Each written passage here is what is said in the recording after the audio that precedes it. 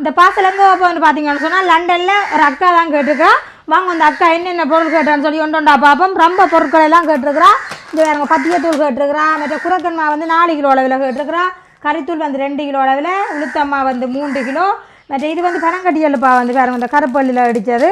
மற்ற இது ஊற்று நல்லெண்ணெய். மற்ற ஒடியல் மாவு வந்து கூட 4 kilo, 100 kilo, 2 kilo, 3 kilo, 4 kilo. 4 kilo ஒடியல் மாவில் கேட்டிருக்கிறா. அரிசி மாவு வந்து 5 கிலோ, முட்டை மாவு வந்து 2 கிலோ. இது நொன்ஸ்டிக்கில் வந்து அந்த குண்டு தோசை சுடுற சட்டி கேட்டிருக்கிறா.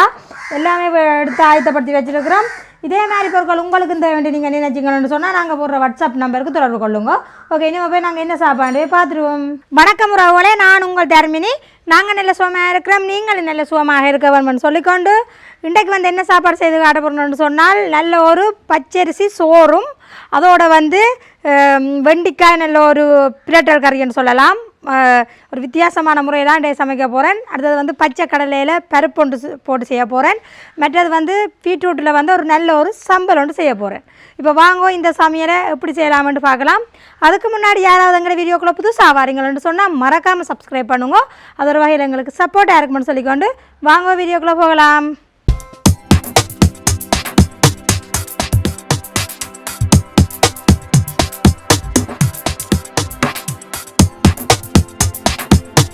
வாங்க, நாங்கள் முதல்ல வந்து இங்கே தண்ணி நல்ல வடிவாக பொங்க வடிக்கிறது சரியாக சுடுவது பார்த்தீங்களா. இப்போ சோறு அவிக்கிறதுக்காக தண்ணி நல்லா வடிவாக கொதிச்சுட்டு இங்கே பார்த்தீங்கன்னு சொன்னால் பச்சரிசி எடுத்துருக்கிறேன். நல்ல குண்டு பச்சரிசியாக எடுத்துருக்கிறேன். இப்போ வந்து நாங்கள் தண்ணியை ஊற்றி ஒரு 4-5 தண்ணியில் கழுவி எடுப்போம்.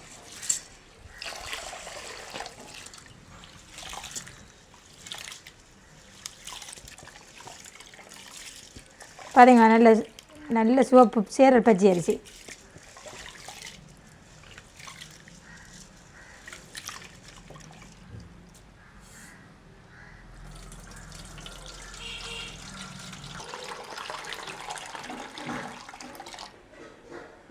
இப்போ நல்ல வடிவாக நாங்கள் அரிசி வந்து கழுவிட்டோம். இப்போ வந்து நாங்கள் அரிசியை போட்டுக்கொள்ளுவோம்.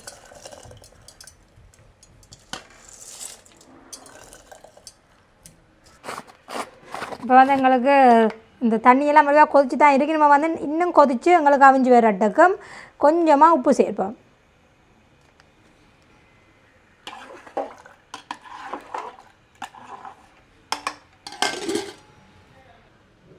அடுத்தது பார்த்திங்கன்னு சொன்னால் பருப்பு அவிக்கிறதுக்காக நாங்கள் பருப்பெல்லாம் நீட்டாக கழுவியாச்சு. இப்போ வந்து அடுப்பை ஒன் பண்ணி விடுவோம். அது பாட்டுக்கு பருப்பு அவியாட்டுக்கும். இஞ்சால் பார்த்திங்கன்னு சொன்னால் நாங்கள் வெண்டிக்காய் பொரிச்சு எடுக்க வேணும். அதுக்காக சட்டி கொண்டு அடுப்பில் வச்சு கொள்ளுவோம். தேங்காய் எண்ணெய் அளவாக ஊற்றி கொள்ளுவோம். இப்போ வந்து நாங்கள் இந்த அரிசி கழுவின நல்ல பச்சரிசி தண்ணி வந்து நாங்கள் இந்த கண்டுகளுக்கு விட்டோம்னு சொன்னால் நல்ல மூச்சாக வளரும். கொஞ்சம் கொஞ்சம் ஊற்றி விடணும்.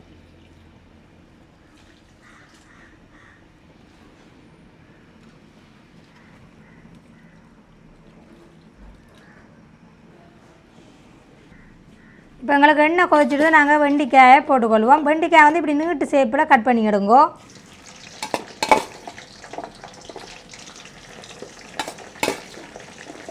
வெண்டிக்காயை வெட்டி எடுக்கிறதுக்கு முன்னாமே நீட்டாக கழுவி எடுத்தோம்னா நல்லதுன்னு சொன்னால் எண்ணெயில் பொறிக்கல அந்த வெடிக்காமல் இருக்கும்.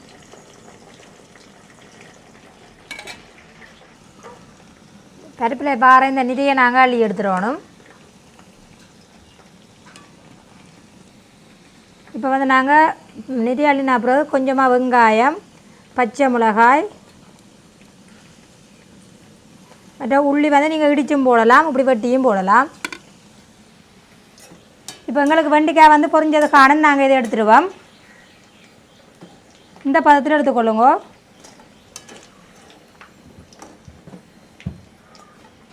இப்போ நாங்கள் மிச்ச வெண்டிக்காயும் அதே மாதிரி பொரிச்சு எடுப்போம்.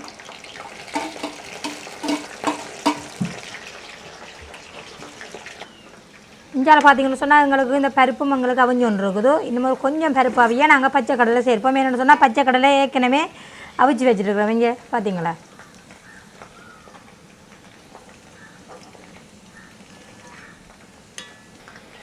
இப்போ பார்த்தீங்கன்னு சொன்னால் எங்களுக்கு பருப்பு அவிஞ்சது காணும். என்னென்னு சொன்னால் பச்சை கடலையும் எங்களுக்கு அந்த இதாகத்தான் இந்த உரமாக தான் இருக்கும். அவிச்சாலும் அந்த ஒரு கொஞ்சம் உரமாக இருக்கும். அதே மாதிரி பருப்பும் இருக்க வேணும், கரையக்கூடாது பருப்பு.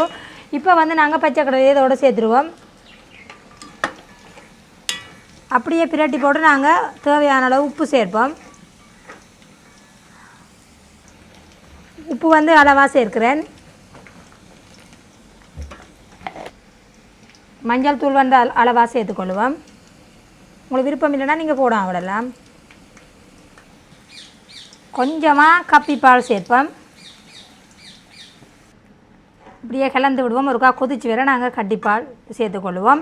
இஞ்சால பார்த்திங்கன்னு சொன்னால் நாங்கள் என்ன சொல்கிறது, வெண்டைக்காய் கறிக்கு வந்து நாங்கள் வெங்காயம் பொரிச்சு கொள்ளுவோம்.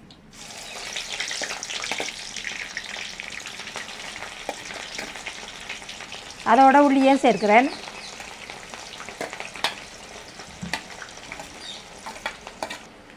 எங்களுக்கு பச்சரிசி சோறு வந்து நல்லா பொங்கி ஊற்ற வலிக்கிட்டுது கீழே. அதனால் நான் மூடியை திறந்துட்டேன். இஞ்சால பார்த்திங்கன்னு சொன்னால் எங்களுக்கு பச்சரிசி சோறு அவிஞ்சோன்றிருக்கு. கொஞ்சம் வடிவாக அவிய வரணும். அவிஞ்சு வந்தால் தான் நாங்கள் இந்த இருக்கிற தண்ணியை வடித்து விடணும். அந்த பதத்துக்கு எடுக்கிறோன்னா நாங்கள் வடித்து தான் எடுக்கணும். இப்போ வந்து இதுவும் ஒரு கொஞ்சம் அவிஞ்சு வரட்டுக்கும். இஞ்சால பார்த்திங்கன்னு சொன்னால் வெங்காயம் பொரியுது. அங்கால பார்த்திங்கன்னு சொன்னால் பருப்பெல்லாம் வேகிக்கொண்டு இருக்குது. வெங்காயம் வந்து இந்த மாதிரி பொரிஞ்ச பிறகு நாங்கள் கொஞ்சமாக கருவேப்பிலை சேர்த்துருவோம்.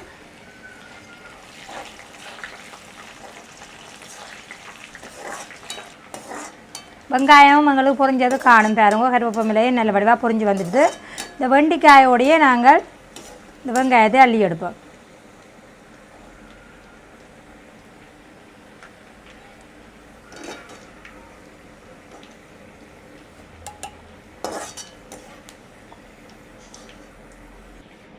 இப்போ பருப்பு பாருங்க விட்ட கப்பி பாலெல்லாம் பற்றிட்டு வந்துட்டுது. இப்போ வச்சு நாங்கள் நல்லா கட்டிப்பால் சேர்ப்போம்.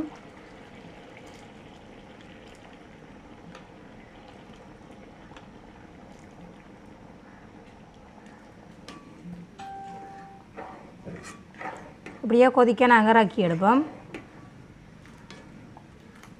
அடுத்தது பார்த்திங்கன்னு சொன்னால் நாங்கள் பீட்ரூட் சுண்டல் செய்வோம். அதுக்கு வந்து சட்டி அடுப்பில் வச்சுட்டேன். கொஞ்சமாக எண்ணெய் சேர்ப்போம்.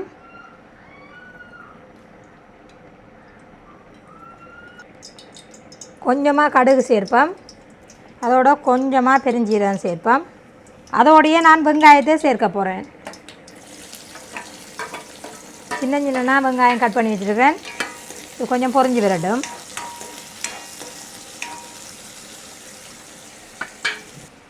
இப்போ வந்து பருப்பு வந்து எங்களுக்கு ரெடி ஆகிட்டு நாங்கள் இனிமேல் அடுப்பை நிப்பாட்டிடுவோம்.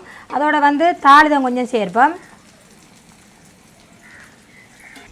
அப்படியே கொஞ்சம் பட்டுத்தூள் சேர்ப்போம். பட்டுத்தூள் சேர்த்தா நல்ல டேஸ்ட் ஒன்று தரும். உங்களுக்கு விருப்பம் இல்லைன்னு சொன்னால் நீங்கள் சேர்க்க விடலாம். இவ்வளோ வந்தால் எங்களுக்கு ரெடி ஆகிட்டுது. அப்படியே மூடி வைப்போம். பாருங்கள் இந்த பதமாக வந்த அப்புறம் வெங்காயம் இப்போ வந்து நாங்கள் கொஞ்சமாக கருவேப்பிலை பிச்சு போட்டு சேர்ப்போம்.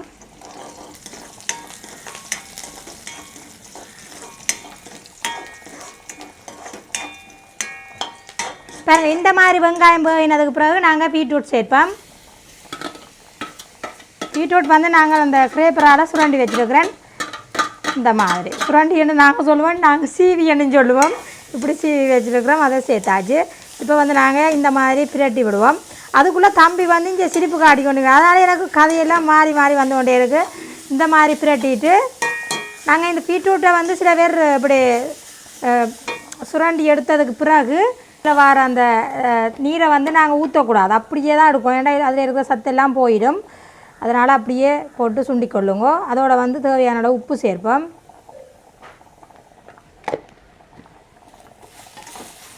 அப்படியே பிரட்டிட்டு நாங்கள் கொஞ்சம் ஒரு 2 நிமிஷம் மூடி வைப்போம். கொஞ்சம் அவிஞ்சி வரட்டுக்கும். அதுக்கிடையில் நாங்கள் எங்கால சோறில் இருக்கிற நீரை வடிச்செடுப்போம்.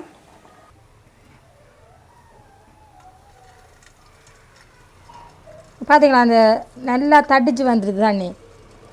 சோறை நீங்கள் எடுத்து அமர்த்தி பார்த்தீங்கன்னு சொன்னால் நல்ல பதத்தில் எடுத்துக்கொள்ளுங்க. பாருங்க, நல்லா தடிச்சு வந்துருக்கு பாருங்க.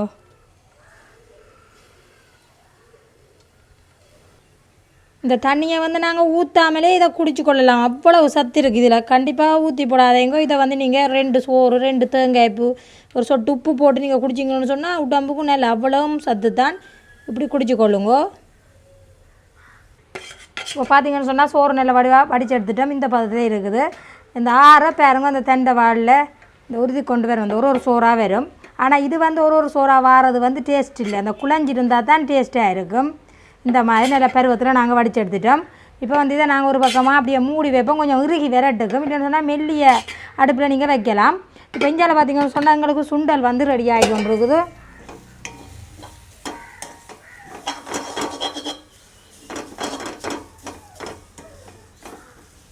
பாருங்க இந்த மாதிரி வடிவாக வேகி கொண்டு வந்த அப்புறம் நாங்கள் நல்ல தேங்காய் பூவாக கொஞ்சமாக எடுத்து வச்சுக்கொள்ளுங்க. கணக்கை சேர்க்காத எங்காலவா சேர்த்து பிரட்டி கொள்ளுவோம்.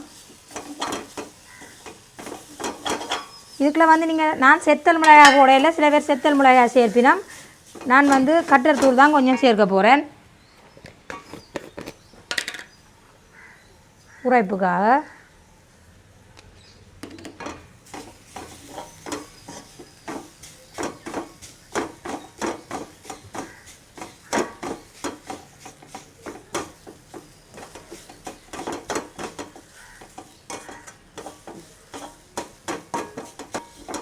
இப்போ எங்களுக்கு பீட்ரூட்டும் வந்து நல்ல வடிவாக ரெடி ஆகிட்டுது. கை விடாமல் இப்படி வறுத்து கொண்டு இருக்கணும்.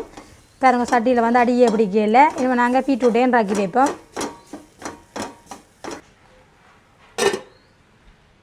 அடுத்தது பார்த்திங்கன்னு சொன்னால் நாங்கள் வெண்டிக்காய் கறியை வச்சுக்கொள்வோம். அதுக்கு கொஞ்சமாக வெந்தயம், பச்சை வெந்தயம் சேர்த்துக்கொள்வோம். நீட்டான வெந்தயமாக எடுத்து இதோடு சேர்த்துக்கொள்வோம்.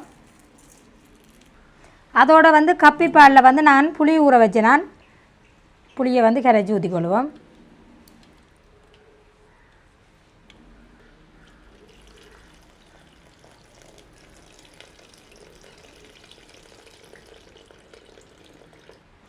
எங்களுக்கு வெண்டிக்காய் பொரிச்சு எடுத்தாலே, வெண்டிக்காய் வெங்காயமெல்லாம் பொரிச்சு எடுத்தாலே வெண்டிக்காய் கறி வைக்கிறது பெரிய வேலை இல்லை.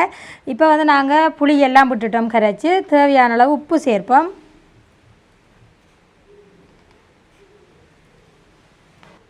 அடுத்தது பார்த்திங்கன்னு சொன்னால் கறித்தூள் வந்து உங்களோட உரைப்புக்கு ஏற்ற மாதிரி சேர்த்துக்கொள்ளுங்க.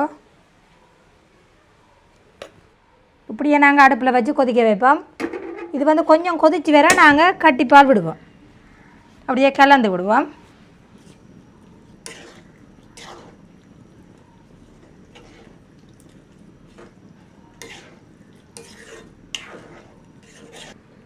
இஞ்சால பார்த்திங்கன்னு சொன்னால் பீட்ரூட் சுண்டலை வந்து ரக்கி நான் மூடி வச்சுருந்தேன். கொஞ்சம் தேசி புளி விடணும். சில பேர் விட மாட்டினோம். நான் வந்து கொஞ்சமாக சேர்ப்பேன், நல்ல டேஸ்ட்டாக இருக்கும். இப்படி கொஞ்சம் விட்டு சாப்பிட்டு பாருங்கோ, நல்ல டேஸ்ட்டாக இருக்கும். அப்படியே பிரட்டி விட்டா சரி.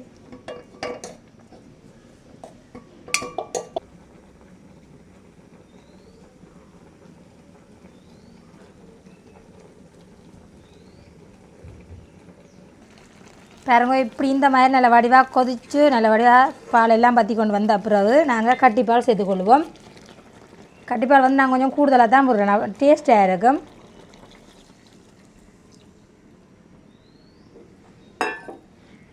இதுவும் நல்ல வடிவாக கொதிச்சு வர சரி.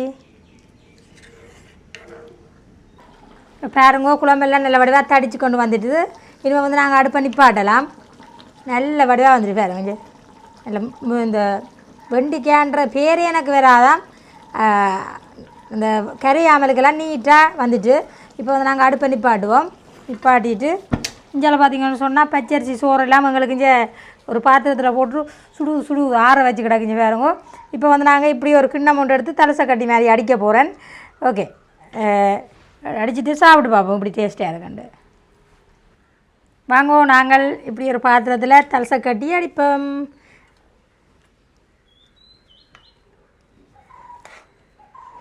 இந்த சோறை பார்த்திங்களா, அந்த முத்து மாதிரியே இருக்குது, கரையாத மாதிரி இருந்தால் தான் நல்லா இருக்கும். இப்படி ஒரு பாத்திரத்தில் சுடுவது சோறு, ஆனால் இன்னும் ஆற இல்லை. இப்படி அமர்த்தி அள்ளுது கை அள்ளுது. நீங்கள் சொல்லுவீங்களா அப்படியே அள்ளி போட்டு சாப்பிட்டு போகிற ஒரு தலசை கட்டி அடியாண்டு இப்படி அடிச்சிட்டு இந்தா பார்த்தீங்களா இப்படி அழகாக இருக்காண்டு. ஹோட்டல்கள் எல்லாம் இப்படி தான் தருவினோம். இப்போ வந்து நாங்கள் கறி ஊற்றிக்கொள்வோம். இந்தியாவில் பார்த்திங்க சொன்னால் முதல்ல பச்சை கடலைக்கறியை ஊற்றுவோம். பார்த்திங்கன்னா அந்த ரீட்டு வந்துட்டு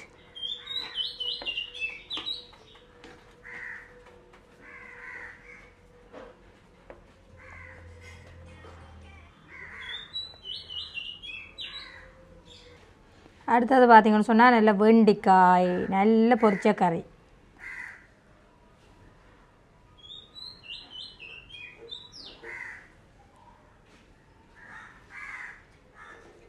எனக்கு வெண்டிக்காய்னா நல்லா பிடிக்கும், அதெல்லாம் வெண்டிக்காய் தேடி தேடி இருக்குது. ஓகே, அதோட வந்து சுண்டல் வைப்போம். சுண்டலை பார்த்தீங்களா,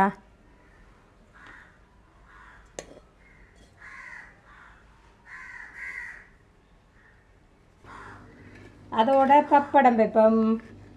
எப்படி இருக்கும் இப்படி சாப்பிட பார்த்தீங்களா? இன்னும் வந்து நாங்கள் எப்படி டேஸ்ட்டாக இருக்குன்னு சொல்லி சாப்பிட்டு பார்ப்போம். இப்போ வாங்க சாப்பிட்டு பார்ப்போம். பாருங்கோ பீட்ரூட் பார்த்தீங்களா, இந்த சோறை பாருங்க நல்ல பதமாக இருக்குது. அது குக்கமாக தான் இருக்கும், ஆனால் நல்லா குளியக்கூடாது. இப்படி எல்லா கறியையும் எடுத்து வச்சுட்டு வெண்டிக்காய்,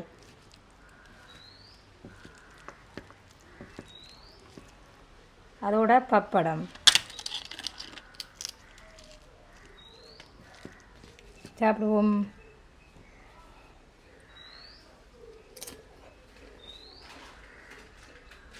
சரியான வெக்கையும் வெயிலும் என்று அம்மா என்ன செய்யணும் தெரியலை. அதுக்கு இப்படியான சாப்பாடு தான் சரி. பச்சரிசி சோறு, நெடுக்கொள்ளின் சோறு சாப்பிடாது, நல்லா இருக்குது.